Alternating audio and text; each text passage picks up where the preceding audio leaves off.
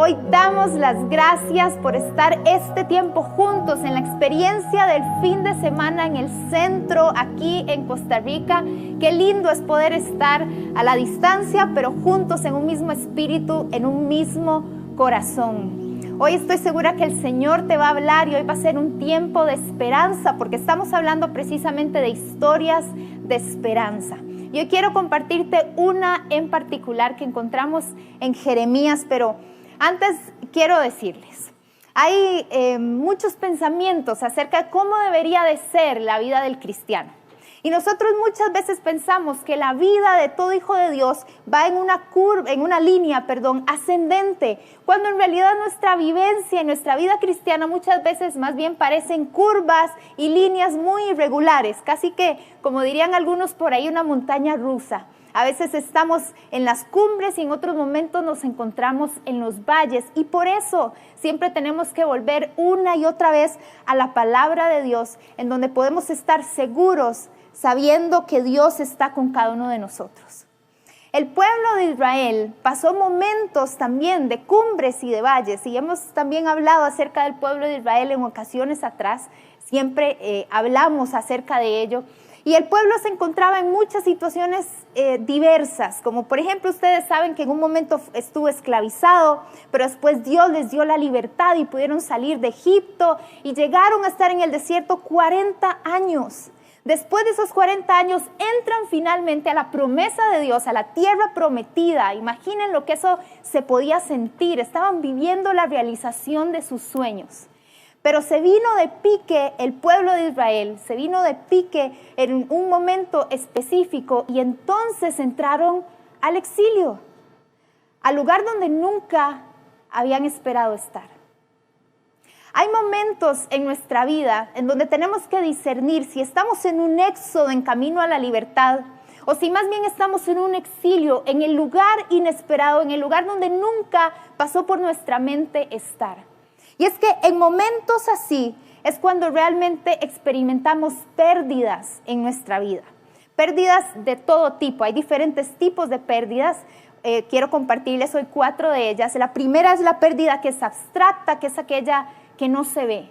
Por ejemplo, cuando perdemos la esperanza o perdemos el amor o perdemos el respeto hacia nosotros mismos. La otra de ellas es la concreta, que es cuando perdemos algo que vemos y que sentimos, por ejemplo, una persona, un ser querido, un trabajo, un ministerio, una relación. La otra de ellas son las pérdidas imaginarias, que es cuando creemos que hemos perdido algo y en realidad no es así. Y muchas veces lo que hacemos es inventarnos historias en nuestra cabeza, a veces pensando que hemos perdido algo cuando en realidad no es, y debemos de preguntarnos, ¿será así o no? Y la última de ellas es la pérdida imaginaria, la amenaza de pérdida. Esa es la cuarta, amenaza de pérdida. ¿Por qué? Porque esta es la más difícil de manejar. Creemos que hay momentos donde podría pasar algo, pero en realidad no pasa. Por ejemplo, cuando nos dan un diagnóstico de una enfermedad o cuando estamos en la incertidumbre por alguna situación económica, tal vez pasando un proceso de divorcio o esperando el resultado de notas o de una entrevista de trabajo, un currículum que envié. Y entonces nos encontramos en esa amenaza de pérdida. Hay diferentes pérdidas en nuestra vida y el pueblo de Israel lo vivió y nosotros como seres humanos muchas veces tenemos que pasar por ello. Yo creo que todos hemos tenido pérdidas en nuestra vida que tal vez han roto nuestro corazón o que han quebrado nuestra identidad. Así se sentía el pueblo. Así se sentía el pueblo de Israel en ese momento, como diciendo, ¿y ahora a dónde está Dios? ¿Cuál es el siguiente paso? ¿Cuáles son los planes que Él tiene para mí? En Jeremías capítulo 29, del versículo 4 al 7 dice, esto dice el Señor de los ejércitos celestiales, Dios de Israel, a los cautivos que Él desterró de Jerusalén a Babilonia, edifiquen casas y hagan planes para quedarse, planten huertos y coman del fruto que produzcan, cásense y tengan hijos, luego encuentren esposos y esposas para ellos para que tengan muchos nietos. Multiplíquense, no disminuyan y trabajen por la paz y prosperidad de la ciudad donde los envié al destierro y pidan al Señor por la ciudad, porque el bienestar de la ciudad dependerá del bienestar de ustedes. Después de una pérdida, no volvemos a ser los mismos. Parece que algo cambia en nosotros, parece como que ya nada vuelve a ser igual. Pero aquí vemos en realidad el argumento del profeta Jeremías, que traía la palabra de Dios, que al inicio más bien anunciaba juicio y ahora estaba anunciando esperanza. Y es que esa era la palabra que Dios les quería enviar al pueblo en ese momento donde todo parecía perdido, porque estaban en el lugar donde nunca esperaron estar, porque estaban en el momento de incertidumbre, cuando se sentían tan mal y tan llenos de dolor. Pero Dios llega con una palabra de esperanza que les dice, se van a quedar por ahí por un tiempo, no va a ser permanente, va a ser en el presente, pero hay un futuro y hay una esperanza para ustedes. Por eso lo que tienen que hacer es esto, y empieza a hablarles acerca de edificar. Pero una de las cosas más hermosas que Dios nos permite en medio de estas situaciones, en medio de situaciones de dolor o de situaciones que parecen no tener esa esperanza, Dios nos llama y nos da la oportunidad de recuperar nuestra identidad.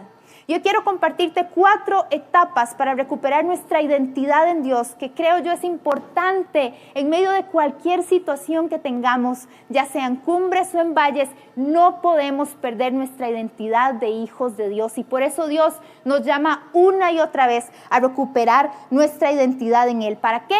Para florecer y desarrollarnos en el lugar que no esperábamos. Entonces, en primer lugar, lo que debemos de hacer es aceptar la realidad de la pérdida. Todos en este tiempo hemos tenido que renunciar a algo. Todos en este tiempo tal vez hemos perdido a algo o a alguien.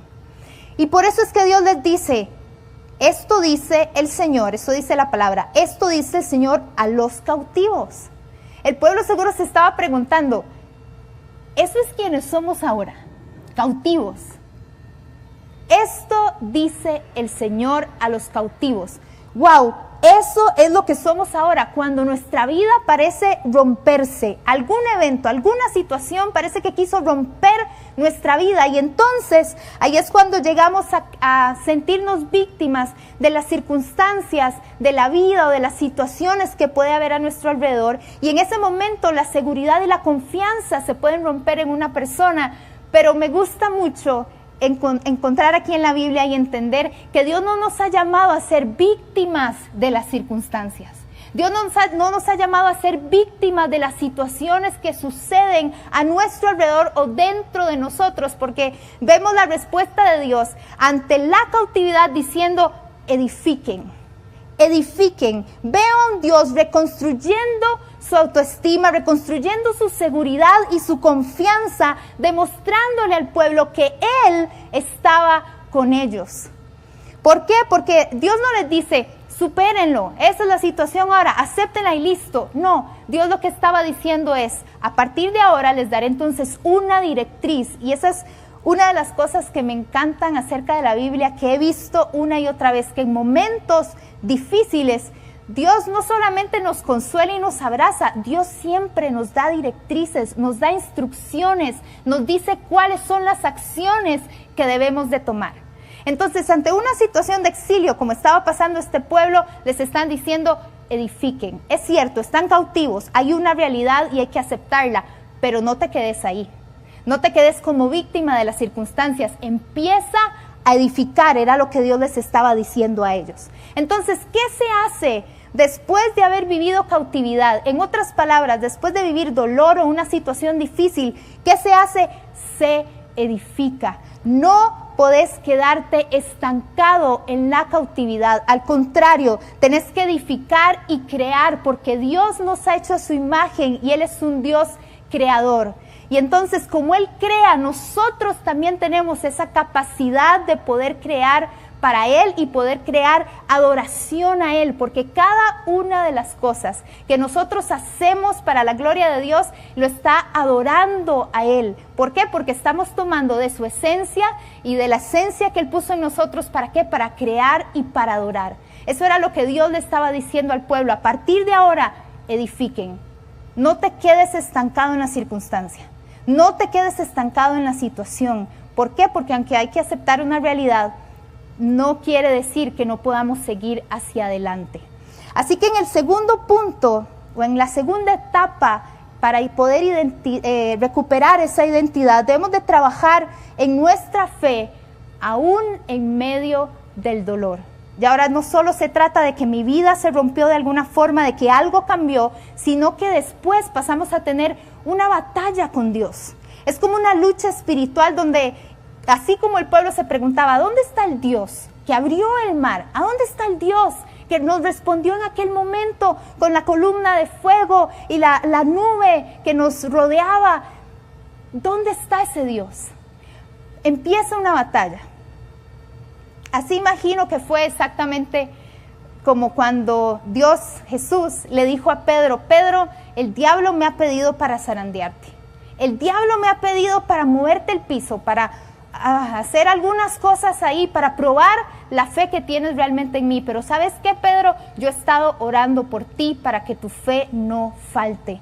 Iglesia, hay momentos donde nuestra fe se va a ver probada. Creo que casi siempre nuestra fe está siendo probada constantemente. Y entonces cada uno de nosotros tenemos que orar y sabemos que tenemos a un Jesús que intercede por nosotros, pero también tenemos que orar y decir, Señor, que no falte nuestra fe, que no falte la fe en medio de este zarandeo, que no falte la fe en medio de las circunstancias difíciles o situaciones que podamos estar pasando. La tercera de ellas entonces es ajustarnos a un nuevo ambiente. Cuando aumentas tu intimidad con Dios. Dios les dijo, están cautivos, tienen que edificar, voy a orar por ustedes para que su fe se desarrolle, porque las circunstancias no es para hacer decrecer nuestra fe, al contrario, las circunstancias es para elevar, aumentar nuestra fe en Dios. Pero también les dijo, hagan planes para quedarse. Señor, en esta situación, sí, en esa situación, pero hagan planes, no dejen de hacerlas. ¿Por qué? Porque su relación con Dios trascendía, ya no dependía de un lugar, ya no dependía de una persona. Entendieron que a pesar de estar en el exilio, en el lugar que no era su lugar, en lo desconocido, seguían teniendo el mismo Dios y la misma palabra que no cambia. Y por último, seguir viviendo, pero ahora plantando un jardín. Me encanta cómo es la Biblia, que aún en medio del lugar donde nunca nos imaginamos estar, Dios nos permite crecer y Dios nos permite florecer. Israel estaba donde Dios permitió que estuviera. Hicieron sus casas en Babilonia, de hecho estuvieron 70 años, no fue un tiempo corto, por eso les dijo que edificaran. Dios no había sido derrotado, Dios estaba estando en control de todas las cosas, Dios seguía siendo el mismo. Y entonces ellos ahí entendieron que Babilonia no era su residencia permanente, sino que era su residencia presente, que había un futuro y una esperanza, pero cada uno de ellos seguía creando.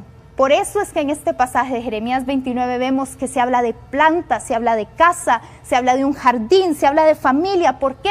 Porque ellos aprendieron a ser fieles allí, en el lugar que nunca imaginaron estar.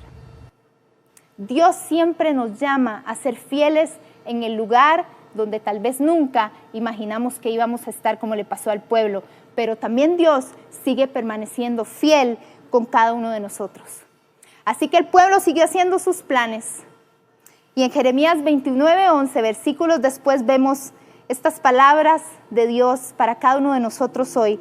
Pues yo sé los planes que tengo para ustedes.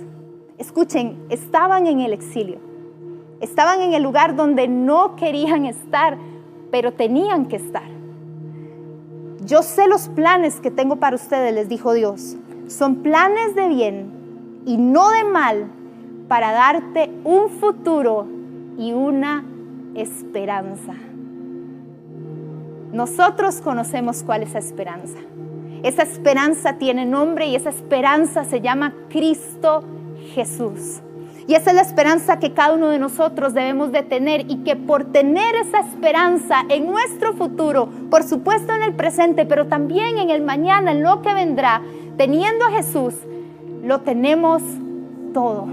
Es suficiente Jesús en nuestra vida, y por eso les dice, planten un jardín. Es que ustedes van a florecer en ese lugar donde no esperaron. ¿Pero cómo van a florecer? ¿Por qué? Porque tengo planes de bien y no planes de mal. Tengo un futuro y tengo una esperanza para ti, es lo que te dice Dios. Y por eso puedes desarrollarte y por eso puedes tener un jardín que dé fruto para que los demás también puedan comer de ese fruto que el Señor te da, aún en el momento o en la circunstancia que no esperaste.